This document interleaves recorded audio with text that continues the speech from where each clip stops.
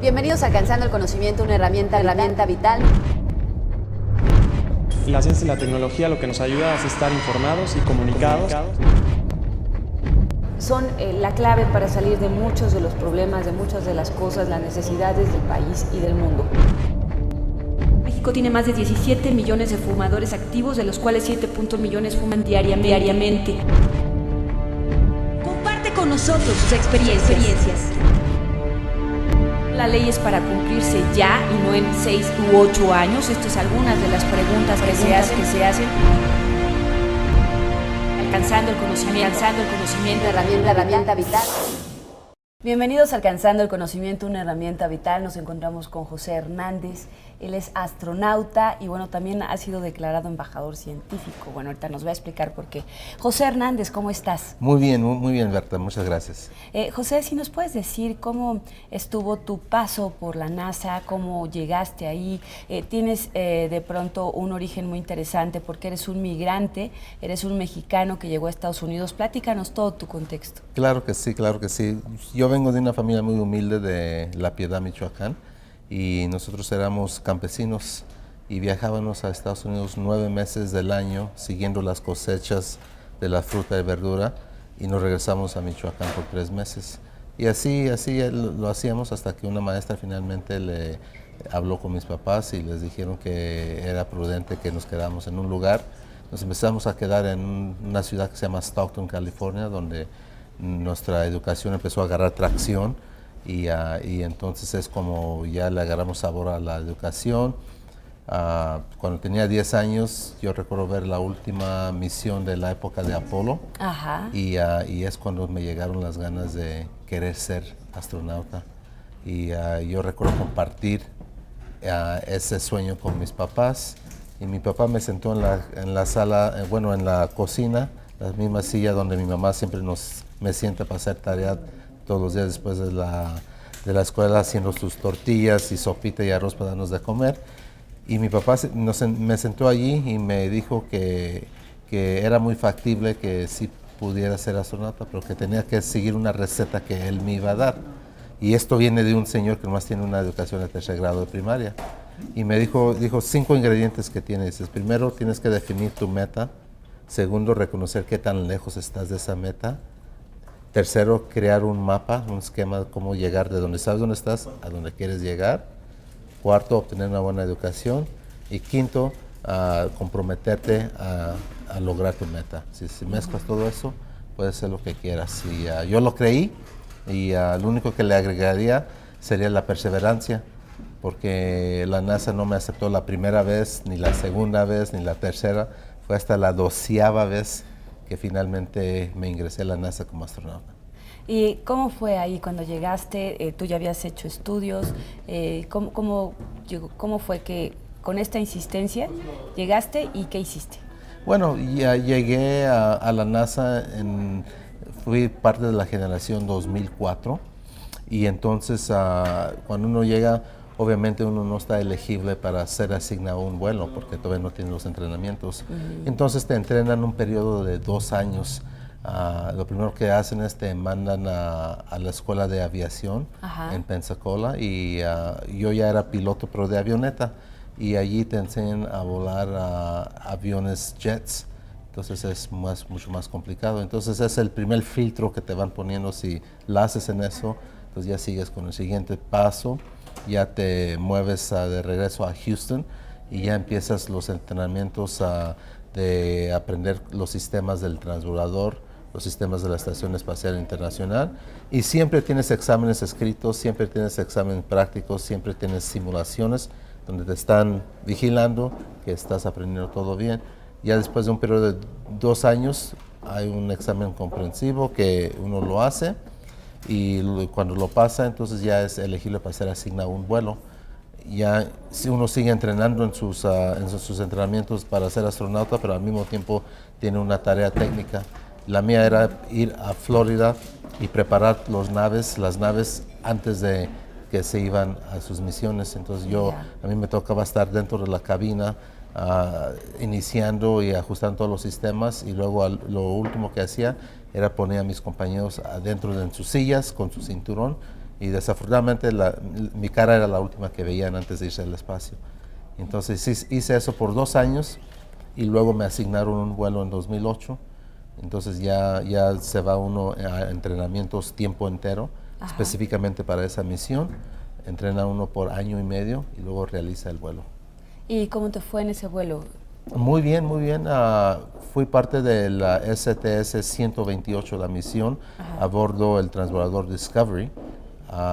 Me seleccionaron como ingeniero de vuelo. Es una tripulación de 7.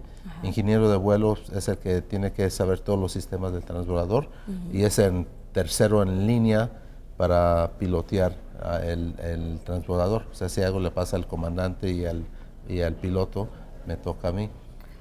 Y entonces, desafortunadamente no les pasó nada porque me hubiera gustado pilotear, ¿verdad? Pero qué bueno que no les pasó nada.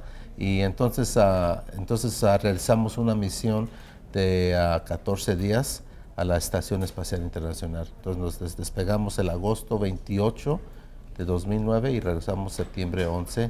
Una misión increíble. Un poquito larga. Un poquito larga, pero bastante interesante. Mucha ciencia, muchos experimentos que conducimos allí. Nos juntamos con la tripulación de la Estación Espacial. Nosotros éramos 7, ellos 6, así que éramos 13 astronautas en el espacio al mismo tiempo, representando a 5 países. Bueno, yo digo 6 porque también ahí está México, ¿verdad? Pero oficialmente 5 países estaban representados en esos 13 astronautas. ¿Qué viste ahí en el espacio? ¿Cuál fue tu percepción? ¿Qué puedes decir desde allá? Bueno, pues algo bastante bonito porque uno nomás dura 8 minutos y medio en llegar al espacio. O sea, va uno de 0 kilómetros. Es muy rápido. Rápido, va uno de 0 kilómetros por hora en la plataforma de lanzamiento a 25,000 kilómetros por hora en 8 minutos y medio. Ya estando uno ahí arriba como a 400 kilómetros de altura, pues ya le está dando una vuelta al mundo cada 90 minutos. Wow. Y así que si eres buena en matemáticas, 14 días significa como más de 217 vueltas al mundo durante mi misión. Y pues, uno tiene la oportunidad de ver el mundo de una perspectiva muy... ¿Cómo lo ves? O sea, bueno, pues, en primer lugar se ve bellísimo de arriba. Sí está redondo. Ajá. La Tierra sí es redonda. La Tierra está redonda. Pero Galileo tenía razón. Sí, tenía razón Galileo. Y entonces uno ve todos los continentes, algo increíble porque uno ve la ventanilla, está volando sobre Norte Centroamérica y se pone a hacer una tarea por unos 10, 15 minutos, de repente ya estás en Europa o arriba, en China o en Australia, es algo increíble, pero es una perspectiva muy única, un privilegio que muy pocos humanos tienen. Y me siento bastante bendecido que tuve esa oportunidad. ¿Y los oídos, la presión? O sea, es como una cabina, haz de cuenta una cabina de un avión. Ajá. O sea, sí notas que cambia un poco la presión de tus oídos, pero... Se adapta. Se adapta o no. O sea, adentro de la cabina las condiciones están como están aquí. Tienes aire y tienes atmósfera, puedes controlar la temperatura, cosas así. Ya estando fuera haciendo una caminata, pues ya eso es todo rollo.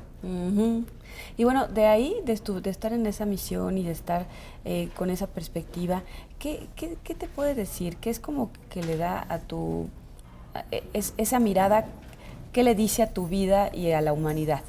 Bueno, yo digo que una de las cosas que vi es cosa de nuestro medio ambiente, ¿verdad? Porque te dije que le damos vuelta al mundo cada 90 minutos.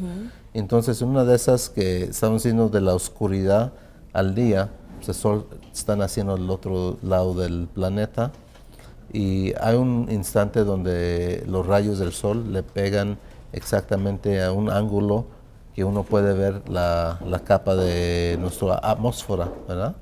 Y lo que me sorprendió es tan delgada que se ve bastante delicada, que en ese instante yo creo que me convertí en un medioambientista, en decir que yo creo que tienen razón, que debemos de cuidar nuestro planeta respecto a la contaminación, porque desde arriba se ve un balance muy delicado, que yo creo que si seguimos como seguimos, vamos a desequilibrar esa situación y hay que mejor dejar este planeta igual o mejor a como la encontramos para nuestros hijos y para nuestros nietos. ¿Qué te hizo dejar la NASA en el 2011? La dejaste, ¿verdad? Bueno, varias cosas. En primer lugar, jubilaron los transbordadores, entonces ya no había método de ir al espacio con una nave americana. Y siendo así, yo sabía que no iba a estar lista la próxima generación de naves hasta unos 8 o 9 años. Y entonces yo no me quería limitar en el aspecto de esperar más estar asociado oficialmente con la NASA bajo sus reglas, porque tiene unas reglas muy estrictas que no me dejan compartir mis experiencias, venir al extranjero, como estoy haciendo ahora, las veces que quiera. Ellos nomás me dejan venir al extranjero una vez al año y entonces yo dije, no, mejor, yo creo que tengo un deber de tratar de inspirar a nuestros jóvenes, compartir mis experiencias para que ojalá ellos se inspiren y puedan cosechar sus propias estrellas. Hablando de esto de la jubilación de transbordadores, vemos por ejemplo que China pues inició también su carrera espacial. ¿Cómo ves las cosas desde Estados Unidos, cómo se ve a China? Bueno, toda la comunidad espacial trabaja junto, menos la China, ¿verdad? Y entonces yo creo que una de las cosas que me gustaría ver es que no haya razones políticas por cuales no podemos colaborar con los chinos. Entonces a mí me gustaría que se ingresara China a la comunidad aeroespacial mundialmente, tal como lo ha hecho Canadá, Rusia, Europa y hasta México, que tiene su propia agencia espacial. Entonces es lo que me gustaría más, y no verlos como separados, sino invitarlos a que participen porque todos somos científicos y tenemos la curiosidad y somos humanos y hay que trabajar juntos. ¿Qué te trajo a México? Varias cosas, pero la cosa principal es que fui invitado por el Sindicato Nacional de Trabajadores de Educación, la CENTI, y ellos me invitaron para ver si quería ser embajador de educación y poder representarlos por toda la República Mexicana. Yo acepté ese papel con mucho gusto, mucho orgullo, porque creo que tenemos un deber cívico en poder ayudar e inspirar a nuestros jóvenes. Entonces estoy aquí para aceptar ese papel y ya vamos a planificar unas actividades para poder llegar a distintos lugares de la República Mexicana y compartir mis experiencias. ¿Qué les vas a decir a todos los jóvenes? ¿Cuál es así como en lo que crees y lo que les vas a decir, les vas a comunicar? Claro, bueno, decirles que la educación es clave para moverse uno adelante hacia la vida, para progresar, y compartir la misma receta que me dio mis papás, 5 ingredientes, incluyendo la perseverancia que le agrego yo. Y, o sea, 6. O sea, 6, sí, y ojalá ellos vean lo que es posible, el poder de la educación y el esfuerzo. En este caso, por ejemplo, tú hablabas hace un momento de la Agencia Espacial Mexicana. La Agencia Espacial Mexicana está apenas como en formación, no se ven todavía muchos resultados, es muy reciente. ¿Cómo la ves tú? ¿Te han invitado a trabajar? ¿No? ¿Tiene presupuesto? ¿No tiene presupuesto? Fíjate que me están invitando a trabajar y estoy muy contento por eso, y efectivamente el presupuesto es muy pequeño y muy simbólico para tratar de hacer algo que se pueda ver en la agencia, ¿verdad? Entonces una de las cosas que debemos de hacer es ver cuáles son las prioridades de la agencia, y hay que ir y pedir el presupuesto, hay que ser proactivo y decir, mira, queremos hacer esto, pero se necesita este presupuesto. Y yo creo que si hacemos eso, sí lo vamos a poder lograr. Pero yo creo que va bien hasta la fecha. Es muy nueva la agencia, apenas tiene como un año y medio de existencia, así que para tratar de pedirles resultados ya, como que es un poco injusto, ¿no? Entonces, claro. Pero yo creo que va en bien caminos. Sin embargo, bueno, hay críticas, hay voces en las cámaras que ya están pidiendo resultados. De pronto pareciera que los políticos mexicanos no no más bien siguen sin entender del todo la ciencia, la tecnología y la innovación. ¿Cómo hacer esto? ¿Cómo hacer que haya políticas públicas en ciencia, tecnología e innovación y que éstas tengan financiamiento? Bueno, primero explicarles que a los políticos que la ciencia no se desarrolla en etapas de sexenios. La ciencia se desarrolla como se desarrolla. A largo plazo. A lo largo plazo. Y hay que también entender que debemos de trabajar todos juntos en ese aspecto y los políticos tienen que tener la visión más allá de sus sexenios, de su puesto, y invertir ahora sin tener miedo de decir, bueno, yo no voy a beneficiar de esto porque no me va a poder colgar, no puedo colgarme sobre esto porque ya cuando den resultados ya no va a estar aquí. Entonces es cuando no tenemos el apoyo porque llegan a esa realización, y yo simplemente les pido a los políticos que por favor sean más visionarios y piensen más allá de su puesto. Ya. Y por último, ¿cuál es el futuro de la investigación espacial? ¿Cómo ves esta parte? Sobre todo Barack Obama está haciendo mucho hincapié en la exploración en Marte, sí, otros mundos. ¿Cómo lo ves? Bueno, para mí lo veo muy interesante porque ya hemos estado, Berta, yendo al espacio por más de 40 años cerca del planeta. O sea, nomás a 400, 500 kilómetros dando vuelta, haciendo nuestros experimentos. Tenemos un laboratorio ya designado nacional de Estados Unidos, que es la Estación Espacial Internacional. Pero yo creo que ya llegó el momento de decir, bueno, hay que ahora desarrollar la tecnología necesaria para regresar otra vez a la Luna y establecer una base de larga duración para desarrollar las tecnologías necesarias que algún día nos pueda llevar al planeta Marte. Y entonces esa base de larga duración en el planeta, en la Luna, sirve como un lugar donde se puede probar esas tecnologías.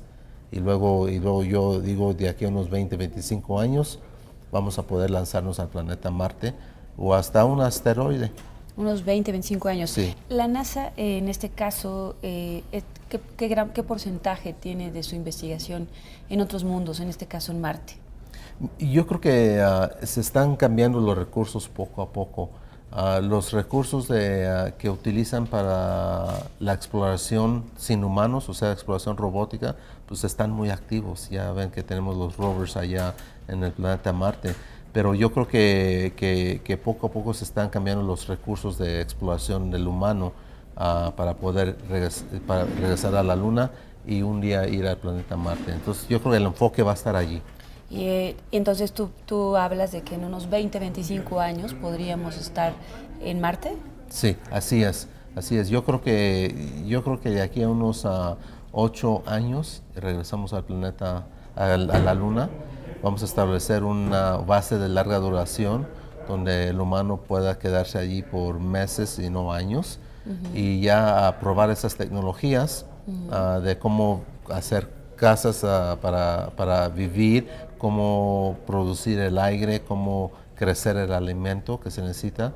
Ya cuando se prueben todo eso en la Luna, entonces yo creo que vamos a poder, y diseñemos nuevos sistemas de propulsión, vamos a poder ir al planeta Marte. Entonces, ¿tú podrías hablar de que sí habría vida en otros mundos, de que sí puede haber, pero por los humanos, o porque hay vida en otras partes del universo?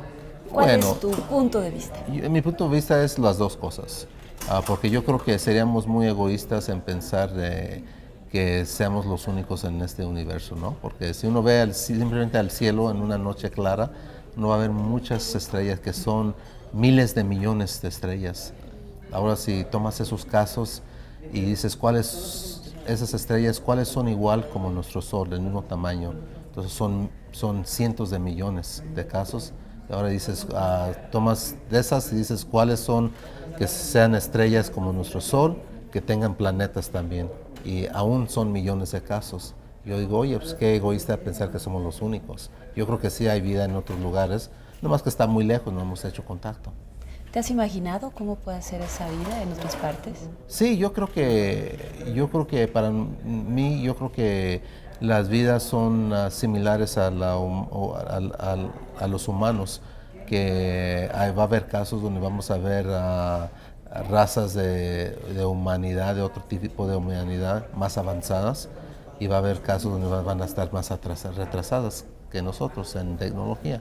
Entonces yo creo que va a haber de todo. ¿Me puedes repetir los 5 puntos que te dijo tu papá más la que le agregaste tú? Claro que sí, claro que sí. Cuando me sentó mi papá y le dije que quería ser astronauta, me dijo, lo puedes hacer si sigues esta receta. Dijo, define lo que quieres ser en la vida. Segundo, reconoce qué tan lejos estás de esa meta. Tercero, escribe un mapa con todos los pasos necesarios para llegar de donde sabes dónde estás a donde sabes dónde quieres ir, sin brincarte escalones, porque entonces no vas a estar bien preparado. Cuarto, obtén una buena educación. Y quinto, te tienes que comprometer y poner el esfuerzo necesario para llegar a esa meta. Y el sexto que yo le agrego es la perseverancia, que no se den por vencidos. Nos damos por vencidos muy pronto y ya paramos de tratar de lograr esa meta. Yo estoy aquí para decirles que yo lo intenté no 1, 2, 3, pero sino hasta la 12ª vez me aceptaron. Por último, volviendo a la exploración en otros mundos, dinos nada más, así en pocas palabras, tu percepción de Marte y otros planetas. Bueno, yo creo que en el planeta Marte no hay vida como la conocemos. Tal vez haya vida biológica microscópica, pero yo creo que vida como seres u otro tipo de animal, yo creo que no hay. Pero yo creo que tarde o temprano vamos a encontrar un planeta donde sí exista. Que no necesariamente sea del sistema solar. No, de otro sistema. No, yo creo que va a ser de otro sistema, porque la única probabilidad donde hubiera vida en nuestro sistema sería en Marte, y ya hemos visto que no hay. Gracias, José. Gracias.